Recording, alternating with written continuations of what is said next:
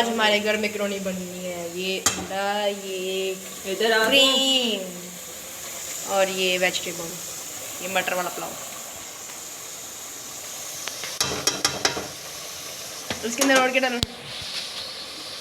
ये क्रीम और cream mayonnaise. ठीक है, क्रीम, मायोनीज, मायोनीज, मेयोनीज और चिकन।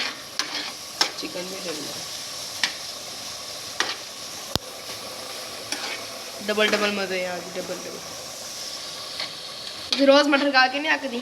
नहीं, मटर ने आ गया ਤੁਹਾਡੇ ਕੋਲ क्यों? ਉਹਨੇ ਕਹਿੰਦਾ ਰੋਜ਼ ਪਕਾ ਕੇ ਬੈਠਦੇ ਮੈਨੂੰ ਇਹਨੂੰ ਆਈ हाँ दुकान खाओ।